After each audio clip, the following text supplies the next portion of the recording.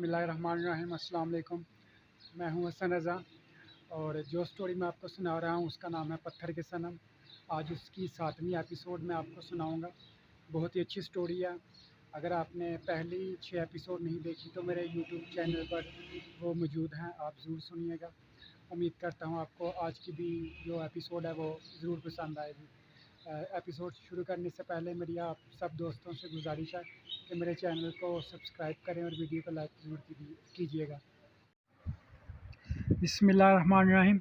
आज की 7वीं एपिसोड शुरू करते हैं। जिस पैसे में हलाल हराम की तमीज़ ही ना हो, ऐसे पैसे खैरात में दो या मस्जिद बनवाने के वो किसी काम नहीं आते।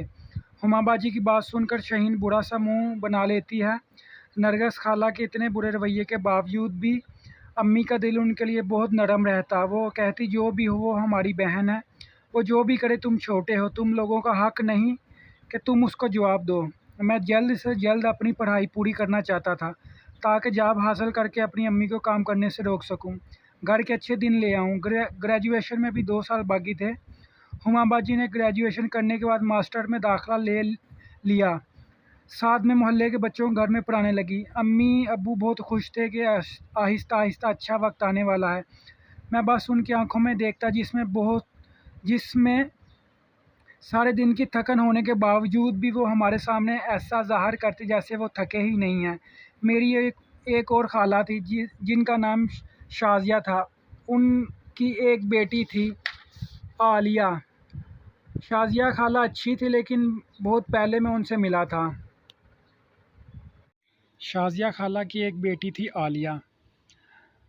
शाजिया खाला अच्छी थी लेकिन बहुत पहले मैं उनसे मिला था। उसके बाद उनसे मुलाकात नहीं हुई। शाजिया खाला के शौहर मुल्क से बाहर होते थे और वो अपने एक बेटे और बेटी आलिया के साथ रहती थी। एक दिन जब मैं कॉलेज से घर आया तो हमारे घर में शाजिया खाला आई हुई थी। उनके साथ उनका बेटा असद और आलिया थी। आलिया को जब मैंने पहली बार देखा तो मुझे वो बहुत अच्छी लगी। वो एक सादा सी बहुत खूबसूरत लड़की थी। सबसे मुलाकात के बाद जब मैं आलिया से मिला तो वो बहुत अच्छे अंदाज से मुझसे मिली, बहुत अच्छे तरीके से बात करती, हर बात का बहुत सलीके से जवाब देती। बात करने पर मुझे मालूम हुआ कि वो कॉलेज में पढ़ रही थी। मुझे उसकी सादगी बहुत अच्छी लगी। शायद मैं उस वक्त उसको पसंद करने लगा था। शाजिया खाला ने बताया कि उनके बेटे असद की शादी थी जिसके लिए वो हमें दावत देने के लिए आई हैं। अम्मी ने जब सुना कि असद की शादी हो रही है तो वो बहुत खुश हुई। मैंने महसूस किया आलिया मुझे मुसलसल गौर से देख रही थी। मुझे लगा शायद मैं भी उसको अच्छा लगा हूँ। कुछ देर हमारे घर में रहने के बाद शाजिया खाला जाने के लिए तैयार हुई। जाते हुए भी आलिया मुझे देख रही थी। उसकी आंखों में मेरे लिए कुछ था। जाते हुए बहुत अच्छे अंदाज से मुझे मिलकर गई और बोला, शादी में ज़रूर आऊँ। मैंने भी उसे अपने आने का हाँ में जवाब दिया। एक हफ्ते के बाद शादी थी और हमारे पास पहनने के लिए शादी पर अच्छे कपड़े नहीं थे। अब्बू ने कहा काम की वजह से वो तो जा नहीं पाएंगे और हमारे लिए कुछ ना कुछ वो इंतज़ाम कर देंगे कपड़ों के लिए। अगले दिन जब मैं शाम को घर आया तो मेरे लिए हुमा बाजी के लिए नए कपड़े मौजूद थे। पूछने पर पता चला अब्बू लेकर आए हैं। मैं समझ गया अब्बू ने ज़रूर कर्ज़ा लिया होगा किसी से हमारे लिए। वो किसी भी हद तक जा सकते थे हमारे लिए, हमारी खुशी के लिए। वो ख़ुद को बेच देते। मैंने अम्मी से कहा, आपने नए कपड़े क्यों नहीं लिए? तो अम्मी कहती हैं, मेरे पास तो पहले ही बहुत सारे कपड़े मौजूद हैं, मुझे क्या ज़रूरत है नए कपड़ों की, मेरे लिए वही बहुत हैं। जहाँ तक मुझे याद था मेरी होश में अम्मी ने आज तक एक नया सूट नहीं लिया था और अब्बू भी बहुत पुराने कपड़े ही पहनते आ रहे थे। मैंने दिल में सोचा एक दिन मैं ज़रूर अम्मी अब्बू की वो ख्वाहिश पूरी करूँगा जो उन्होंने अपनी ज़रूरतें पूरी करते करते दिल में ही दबा के मार डाली। हर एक दुनिया की वो चीज़ दूंगा जिसकी ख्वाहिश माँ बाप ने बस हमारे लिए कभी पूरी ना कर सकें। मैं रात दिन बस यही सोचता रहता, जल्दी से इतना काबिल हो जाऊं, एक ख़ुद का अच्छा घर हो जिसमें मेरे वालिदैन अपनी आने वाली ज़िंदगी आराम सुकून से बसर कर सकें। जो सहूलियात जो ज़िंदगी की आसाइशों की तमन्ना हर इंसान की होती, वो उनको दूँ। हर तरीके से उनका ख्याल रखूँ। जो उन्होंने कब जो उन्होंने देखी ज़िंदगी में हमारी वजह से, उनकी एक-एक ख्वाहिश पूरी करूँ। ज़िंदगी में जो भी ख्वाहिश रह गई हो, उन सब को ख्वाहिशों को पूरा करूँ। लेकिन मुझे समझ नहीं आती थी ये सब कैसे होगा, इब्तिदा कहाँ से करूँ। मैं जॉब हासिल करने के बाद भी मुझे जो पैसे तनख्वाह मिलेगी वो माकूल रकम तो होगी, लेकिन उससे बहुत सब हासिल नहीं हो सकता जो मैं चाहता था। इसलिए मैं कुछ खुद का करना चाहता था, अपना कोई काम शुरू करना चाहता था। मेरे अंदर एक छोटी सी खूबी थी जो कभी-कभी मुझे महसूस होती थी। अच्छा मशवरा देना, छोटी-छोटी बातों में किसी काम में किसी की मदद करना। कभी मैं मायूस हो जाता था सब सोचकर, लेकिन फिर भी मुझे अपने रब का ख़याल आता। मायूसी कुफ़र है, कुछ भी हो सकता है। बस हिम्मत, हौसला और सब्र से आप कोशिश करते रहें। उधर शाज़िया खाला के बेटे की शादी थी। 2 दिन बाद हमने मेहंदी पर जाना था उनके घर। हुमा बाजी ने जो भी सामान था, कपड़े वगैरह, वो सब बैग में रख लिए। सब तैयारी मुकम्मल थी। मेहंदी वाले दिन सुबह हम घर से निकलने के लिए तैयार हो रहे थे। मुझे आलिया का ख्याल आ रहा था, आज उससे मिलने का मौका मिलेगा। तैयारी मुकम्मल होते ही हम घर से निकल रहे थे। अब्बू ने हमारे लिए टैक्सी करवा दी थी। सामान वगैरह रख कर हम सब बैठ गए और रवाना हो गए। शाज़िया खाला का घर शहर के अच्छे इलाके में था, जहाँ ज़्यादातर अमीर लोग रहते थे। आधे घंटे का सफ़र तय करके हम शाज़िया खाला के घर के सामने पहुँच गए। मैं बैग्स सामान वगैरह उतार रहा था और अंदर जाने ही वाले थे कि टैक्सी वाले ने तयशुदा किराए से कुछ पैसे ज़्यादा मांगे। मैं उससे बात कर रहा था, मेरी बहस हो रही थी। किराया तो पहले से तय था, तो ज़्यादा क्यों भाई मांग रहे हो? पर वो ना माना। वो कह रहा था सफ़र ज़्यादा था, इस वजह से तयशुदा किराए से ज़्यादा चाहिए। मुझे अम्मी भी उससे बहस कर रही थी। इतने में खाला नरगिस की गाड़ी आकर रुकी हमारे पास। गाड़ी से शाहीन और खाला बाहर निकली। वो पहले से बाम गई थी, बात पैसों की किराए पर हो रही है। खाला अम्मी की तरफ देख कर कहती, जब इतनी औकात नहीं थी तो क्यों बैठी हो? किराया ना होने से अच्छा था पैदल ही चल कर आ जाते, 1-2 दिन में पहुंच ही जाते। शादी के बाद बात बर्तन धोने के लिए। शाहीन हुमा की तरफ देखकर हंसने लगी।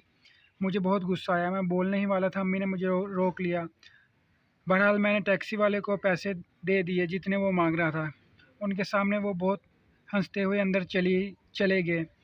जब हम घर के अंदर पहुंचे तो पहले से काफ़ी मेहमान थे। हर तरफ मेहंदी की तैयारियां हो रही थी। शाज़िया खाला हमें बहुत अच्छी तरीके से मिली। सलाम दुआ खैरियत पूछने के बाद मैं इधर उधर देखने लग गया। मुझे आलिया नज़र नहीं आ रही थी। मैं सोच ही रहा था वो कहाँ है, नज़र क्यों नहीं आ रही। इतने में हुमा बाजी ने पूछ लिया, खाला आलिया कहाँ है? नज़र नहीं आ रही। खाला वो ब्यूटी पार्लर गई हुई है अपने दोस्तों के साथ तैयार होने के लिए। मैं आलिया की इंतज़ार कर रहा था। अचानक वो मुझे कमरे में दाखिल होती दिखाई दी। वो बहुत ज़्यादा खूबसूरत लग रही थी। सुर्ख रंग के लिबास में, खुले बालों में, आज पहले से ज़्यादा हसीन दिलकश नज़र आ रही थी। मैं हैरत से उसे आता देख रहा था।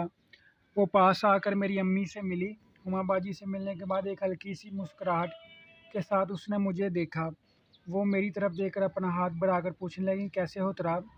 उसके साथ हाथ मिलाना मेरे लिए बहुत ज़्यादा यादगार लम्हा था। मैं बस हाँ में सर हिला के जवाब दे रहा था। उसके पूछने पर वो पास पलटी। मुझसे हाथ मिलाने के बाद हुमा बाजी से कहती, आओ मैं तुम्हें अपनी दोस्तों से मिलवाती हूँ। वो हुमा बाजी को साथ लेकर जा रही थी और मैं उसको खड़ा जाता देख रहा था। कुछ देर के बाद मेहंदी की रस्म शुरू हुई। असद भाई मेहंदी लगवाने के लिए बैठ चुके थे। सब बारी बारी असद भाई को मेहंदी लगा रहे थे। आलिया भी मेहंदी लगाने के लिए आई। असद भाई के हाथ पर मैं मुसलसल उसी को देख रहा था मेहंदी लगाते हुए। कुछ लम्हों के लिए उसने मेरी तरफ देखा। मुझे ऐसा लगा जैसे उसकी आंखों में मेरे लिए कुछ हो। वो मेहंदी लगा के उठ चुकी थी। मुझे बुलाया गया मेहंदी लगाने के लिए। मैंने भी असद भाई के हाथ पर मेहंदी लगाई, मिठाई खिलाई। जब मैं वापस आया तो हर तरफ आलिया को ढूंढ रहा था। वो मुझे कहीं नज़र नहीं आ रही थी।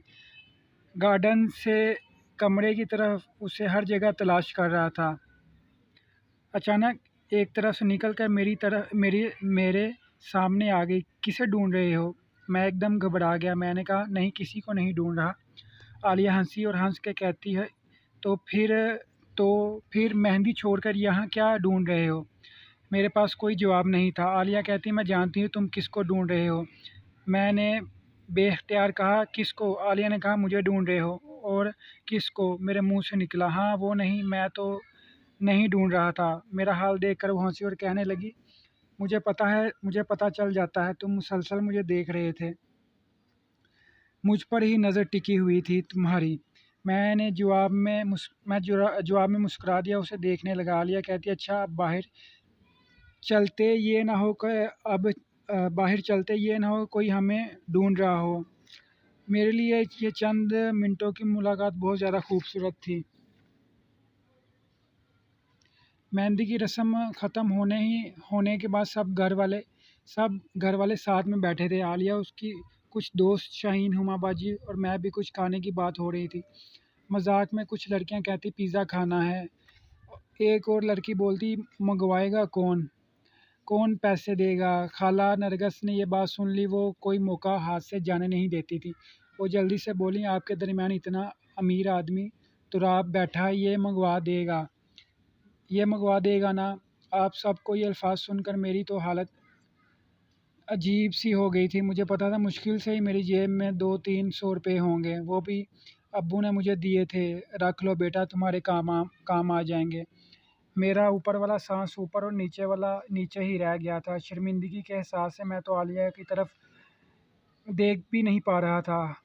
और नरगस खाला थी कि बात को छोड़ ही नहीं रही थी। मेरा दिल चाह रहा था बस वक्त गुजर जाए, यहाँ रुक जाए। मुझे समझ नहीं आ रही थी मैं क्या करूँ। अब तो खाला के साथ दूसरी लड़कियां भी बोलने लग गई, तुराब भाई हमें पिज़्ज़ा खिला रहे हैं।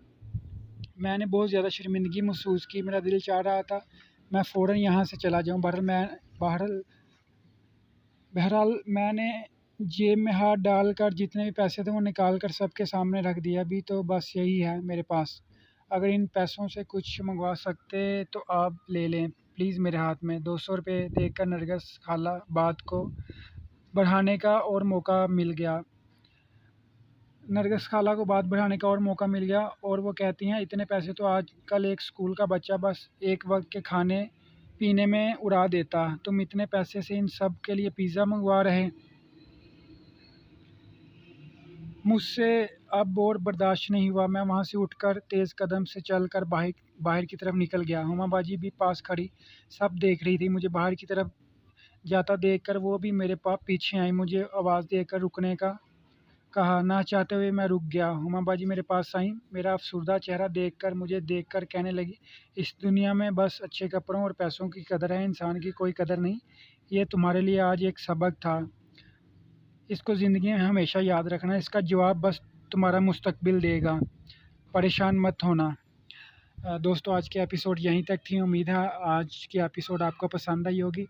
आपसे गुजारिश है मेरे चैनल को सब्सक्राइब करें और वीडियो को लाइक ज़रूर कीजिएगा। अल्लाह हाफ़िज़।